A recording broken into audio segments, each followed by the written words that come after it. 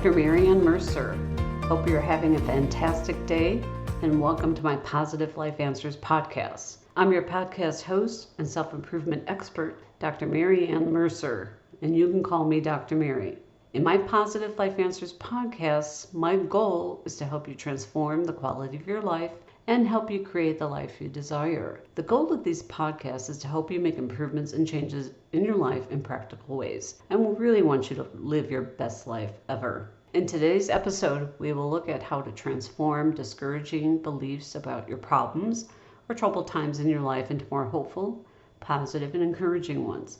And before we move on today, I want to announce that March is coming up, and March is Optimism Month. Did you know it was Optimism Month in March? This is even listed in the Chase's calendar of events.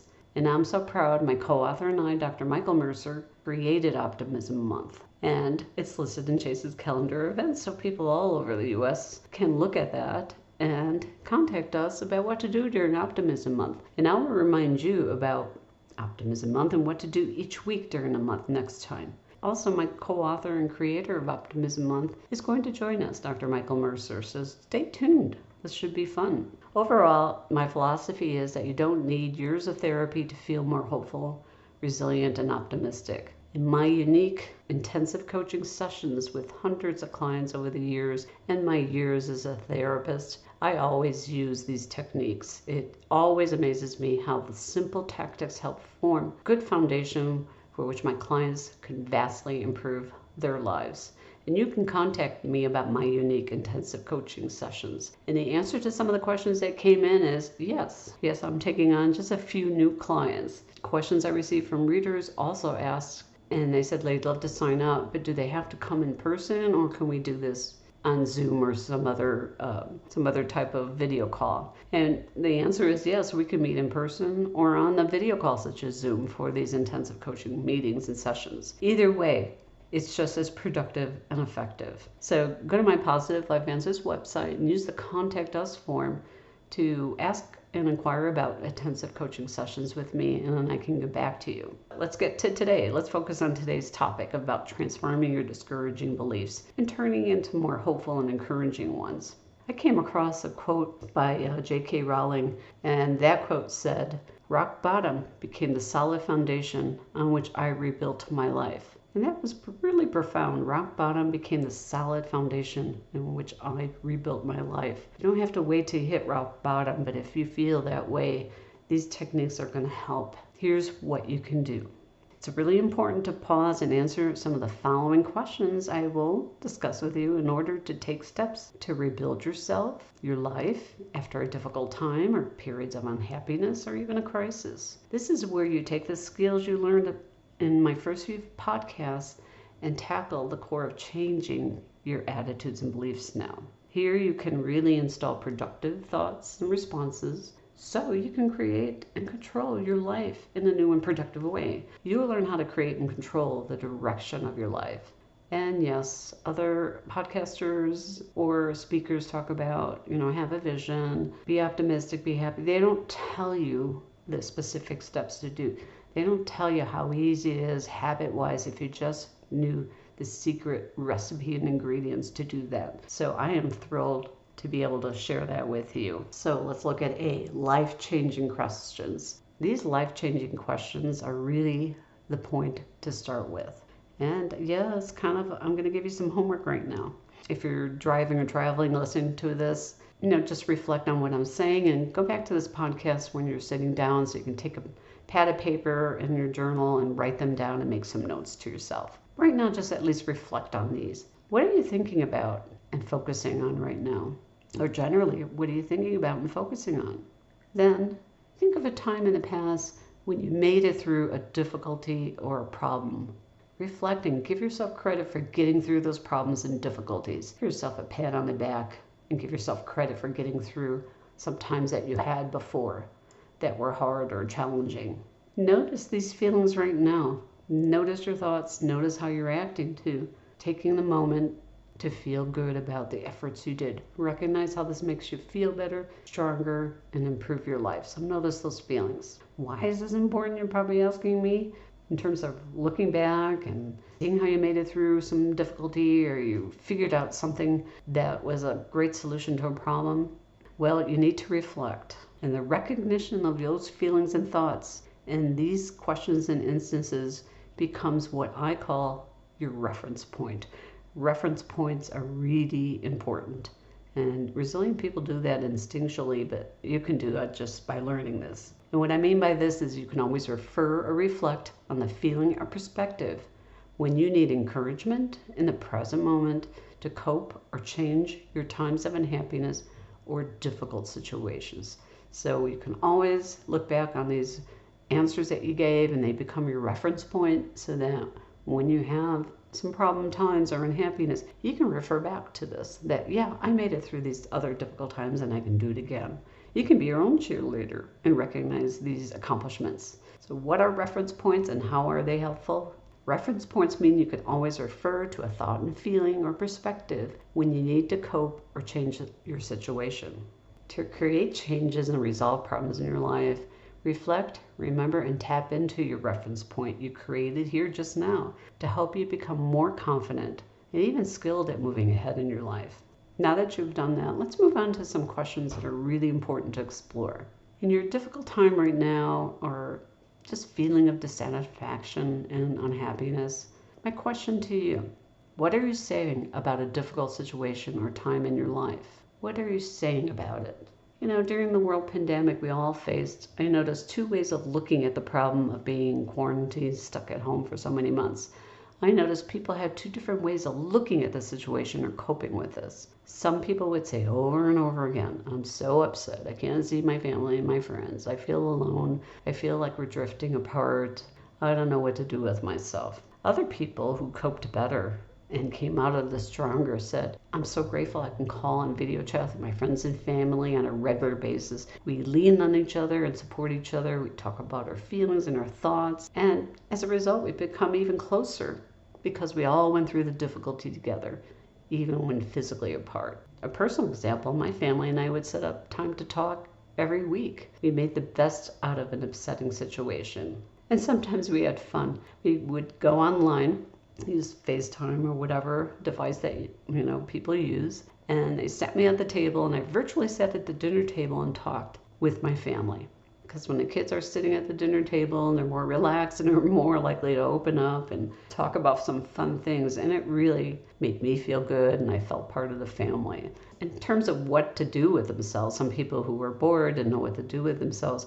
I remember one day I went to the mailbox and bumped into a new neighbor. And after introducing ourselves and talking about what we do and so forth, I asked him what he was doing during this period of being stuck at home. And he said, Mary, this is great. I've been so busy, I haven't had time to come up with new inventions and new ideas. He was quite a creative person, had built up a business, sold it at a young age, and he was so happy to be home and take time to come up with his next creative project. And he did just do that. That was an amazing story, and that stuck with me and inspired me to search and wrote my book during quarantine called Bouncing Back from Difficult Times, because I knew that's what would be needed when we came to the end of those stories. So coming back to these questions, the choices you make is really important. Decide to take the following step to help you move forward now. You can choose to be upset, you can choose to be in a problem-solving mode. Whichever the choice you make, first feel the emotions of the difficult situations such as unhappiness, sadness, anger, loss, whatever the feelings are. Notice the feelings and do not judge them. Do not avoid them. Avoiding your feelings just really creates a feeling of anxiety and anxiousness, and sometimes it just pops up at other random times that you don't remember where they were coming from. So take time to feel your reactions and emotions now. So feel the emotions of your difficult situation now. And then second, we're going to release them. Let them pass through you. Don't hang on to the feelings such as sadness, loneliness. Imagine them floating away like a bubble in the wind. Watch and feel the wind moving them away from you. Picture and feel this right now. And that's not hard to do. Just imagine them leaving you. Feel the feelings, acknowledge them, and let them release. Let them pass through. If you don't, they'll stay stuck. And then third, prepare yourself to look ahead. Get ready and focus on changing your life for the better. Remember your reference point you created just a few minutes ago and feel more confident in moving ahead. And I know what you're thinking. Why in the world would I say feel and not resist emotions, even if they're unpleasant or negative? The key here is that resisting negative feelings makes it all worse for anybody. It'll make it all worse for you. You'll feel like the pressure building inside you when you hold them inside. The pressure builds up over time and creates a feeling of uneasiness. The pressure leads to feelings of uncertainty and anxiety. Then when you feel nervous and lose sense of where they were actually coming from in the first place, it gets so confusing and it gets so generalized that you might feel that you just can't cope with life. And it's an uneasy place to live and it affects everything you do. Holding emotions away from you really means that you're hanging on to them in your thoughts, in your feelings, in your body.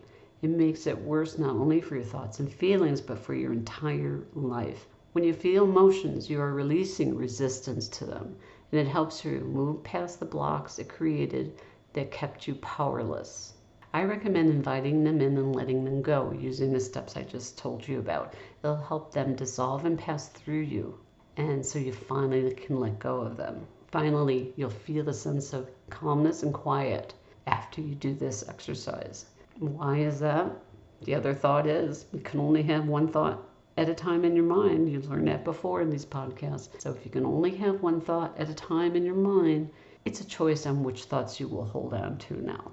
Those who coped well during challenging times or during the recent pandemic saw setbacks and difficult times as productive turning points in their lives. Just like the entrepreneur I just talked about. He saw this as a new opportunity for a new project and creativity in his life. And it became a turning point into what direction he was heading into. So use setbacks or difficult times as a turning point. They would believe it was a chance to head in a new direction. Other people would just give up, stay unhappy, and stuck in a rut. Remember what you learned from me, that you can have an upsetting attitude and an upbeat attitude. You can focus on complaining or you can focus on solving. Since you can only focus on one thing at a time in your mind, the choice is yours. Given you're sticking with these podcasts, your choice is to make some changes and do something about it. During difficult times when we're unhappy with our life, the choice we make determines the meaning of our lives. What are you going to choose? Think about that and determine it. If you choose challenging times as a turning point or an opportunity that will help you feel more in control in the direction of your life, you will see some amazing results. Some people see these losses or setbacks or difficulties as a great time to reinvent themselves. Let me give you another example. A client of mine was really unhappy at her workplace.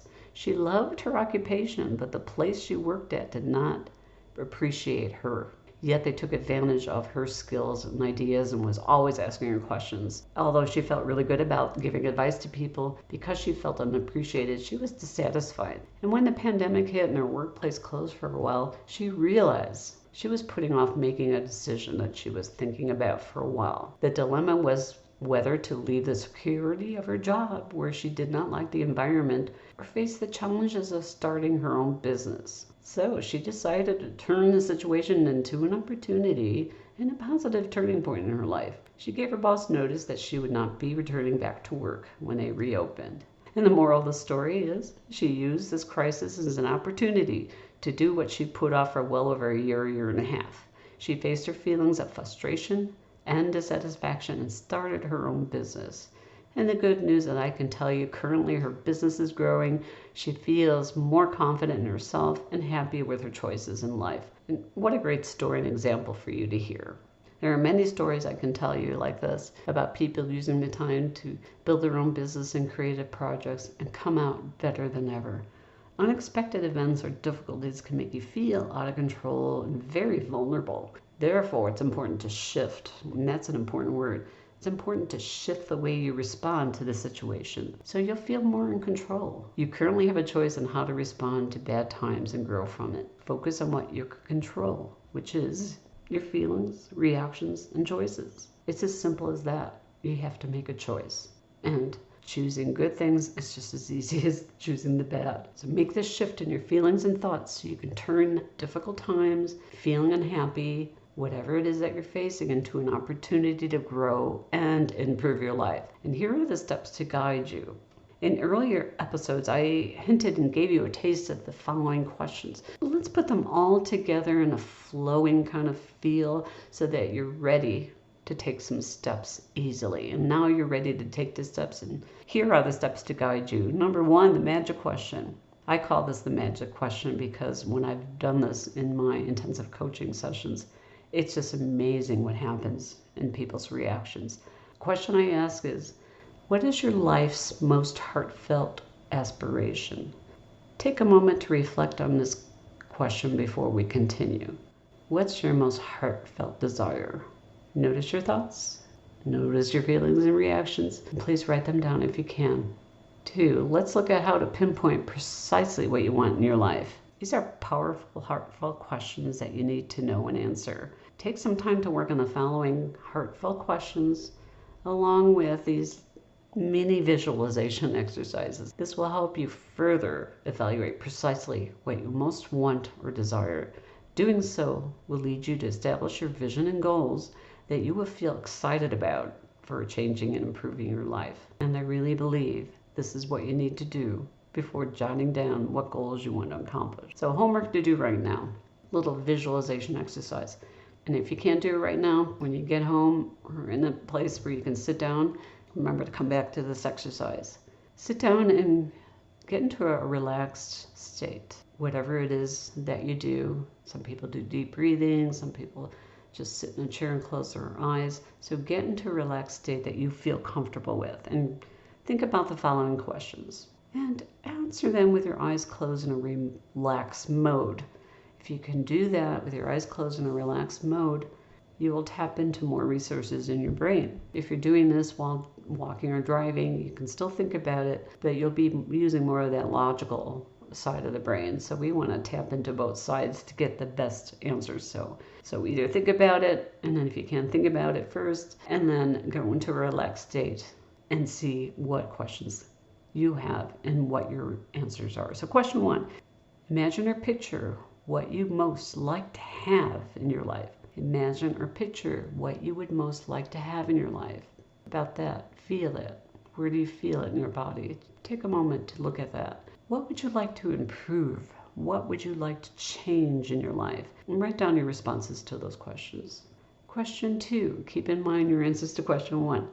This is a mind blower for a lot of people. Imagine how you would feel if it were 5 years from now, even 3 to 5 years from now, and you still have not brought into your life what you most want to have, improve, or change.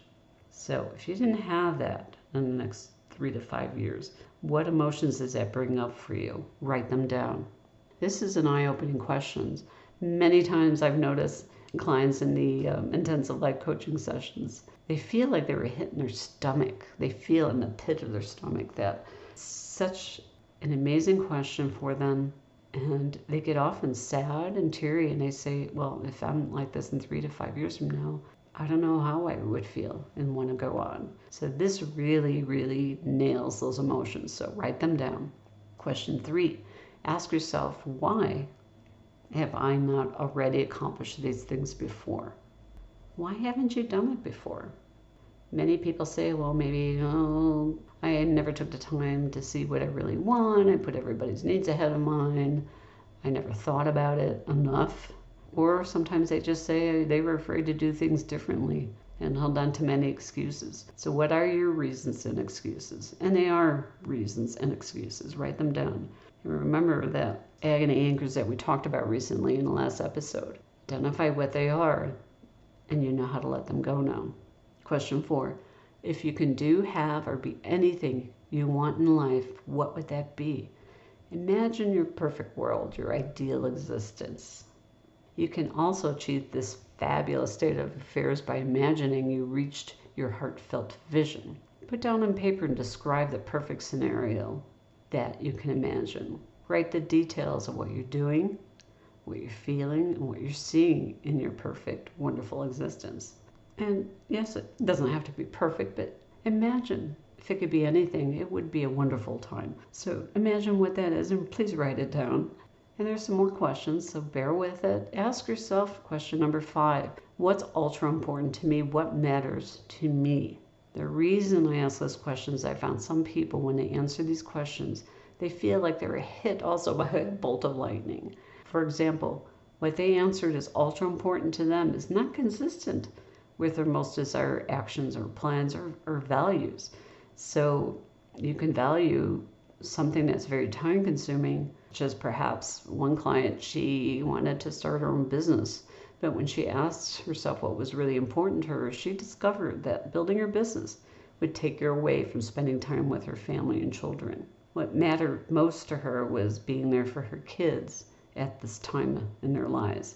Thus, she had 2 very strong competing desires and priorities. She really wanted her own business, and she really wanted to be there for them. So her solution was to build her business 50%, 45 to 50% of the time, and balance it with spending the other 50% with her husband and children. And that worked for her. It took her time, but the time of pacing herself actually helped her get more clarity, more reflection, and build it in a way that came out more productive than ever. The solution worked perfectly. Her balance of time and attention gave her more energy to focus on building her business because she released her agony anger of what was for her guilt not being around her family, and anxiety that she had unconsciously allowed to hold her back. So take a moment to say, what's really important to me? What matters to me? What are my values? You might value security, but want to start your own business. Well, starting your own business, you're not going to have the strong value of security.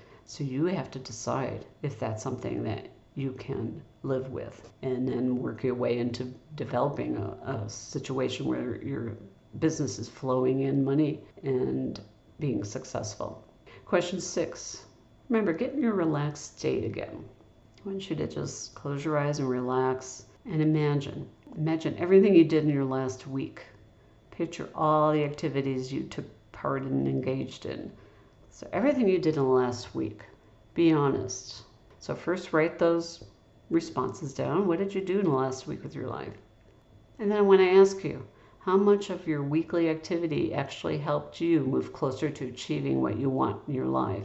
And it just doesn't have to be about work. It could be about relationships or anything else that you're desiring in your life. So write down your activities that you did last week and then compare them to what you really want in your life from those previous questions. If you're like most people, you probably spend less than 50% of your time taking steps or actions to helping you achieve what you want in your life.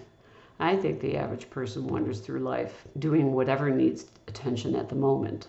Their attention is drawn to A, then to B, then to C, and they lose track of what they really should have been doing that day until too late in the day.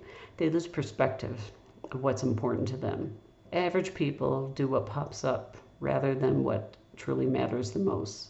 And people who are successful in their careers, their family life, or relationships, they know what truly matters. They're like ships sailing with the radar on, but average people are like ships sailing with their radars off. And that's what these questions are for, helping you fine-tune your radar. So now you have an idea of what's important in your life, and we'll take steps to create more of what you desire for your life and vision in the next few podcasts. So hang on to these questions and answers as we take further steps to create the life you desire, rebuild it, or establish your radar, your vision for your life. So sit down, maybe before going to bed at night, and writing your answers down to these questions. Yes, I'm giving you homework. Yes, you can just listen to this and kind of tinker around with the thoughts. Even if you just do that, you're way ahead of the crowd. And if you really are serious, you'll do this homework that we talked about and keep moving into the future. Secondly, reflect on these questions from today. Make some time to listen to this episode again and reflect. An important lesson from resilient people is the following that can help you right now. Resilient people, when problems come up, they accept a situation. They don't deny that there's a crisis or a problem situation. However, they accept it. Instead of fighting it, they work on how to resolve the problem and move on in their lives, and you can too. They also accept the need to change, which we talked about, and they're flexible and adaptable. Sometimes you need to take action that you never imagined that you had to do before. So optimistic and resilient people, they bend and they don't let difficult times break them. They're flexible to make a shift or a change in the midst of challenges in your life. They are very adaptable and not inflexible, and that's what I'm trying to teach you here. Briefly again, what can you learn from resilient people? Let them be a role model like the optimistic people. They deal with the reactions and accept the situations challenging them. They acknowledge the need to change their position in a flexible and adaptive manner. This includes changing their expectations and sometimes their plans for their life. But they really focus on reevaluating what the situation's like in their lives. And they really do believe that problems don't last forever. That's a great outlook to have on their life. So I'm teaching these important skills so you can create your best life ever. And this goes way beyond the quest to just be happy. Happiness is a temporary state. You got to build from the ground and get the roots in that ground by using these habits of optimism, resilient people, and looking at these heartfelt questions. These are deep and long-lasting changes and behaviors that will stay with you well beyond this podcast to keep helping you. So optimistic and resilient people, which I researched and wrote about in my book, and with my co-author, Spontaneous Optimism, and then I wrote Bouncing Back from Difficult Times. And we discover the resilience and optimistic trait is the key to succeeding in your desire to make improvements in your life and also transform the quality of your life. And yes, my co-author and I regularly use these questions and steps to monitor and reevaluate where we are in our lives and directions we are going in. The first month of this year, we reevaluated what our goals are, what our vision, where we're going, what worked last year, what didn't work, and change some strategy. And that's really important to do. For next time, we're going to talk about Optimism Month because March is Optimism Month. It gives you opportunities and activities to do all month long, help boost your optimism. So go to positivelifeanswers.com now to sign up for your Positive Life Answers newsletter. When you sign up for the newsletter, you'll get a free guide, and it is free, called Quick Tips to Become More Upbeat and Optimistic. And you can also go to our online store to get a copy of Spontaneous Optimism and my latest book, Bouncing Back from Difficult Times. While you're at the website, please email your questions and comments using the Contact Us form. I will respond to your questions and comments during my podcast or individually if that's what it calls for. And because you listen to this whole podcast, I will give you my direct email. So here is my email. So you can email me questions or comments or ask me about intensive coaching sessions. My email is Dr. Mercer, that's DRMERCER at PositiveLifeAnswers, with an S at the end of answers.com. Or use the contact form regarding questions you have. Please use the contact form to get a hold of me regarding the intensive coaching sessions and packages. A note to my listeners, this podcast is to provide you useful information and useful and practical information to my listeners. It's published with the understanding that your host, Dr. Mary Mercer, or me, is not engaged in rendering professional services or counseling or therapy through the contents of this podcast. If professional services is needed by the listener, that's just counseling or psychotherapy, then the listener is responsible for seeking the services of a competent professional. So contact your local psychological association or contact your doctor for a referral.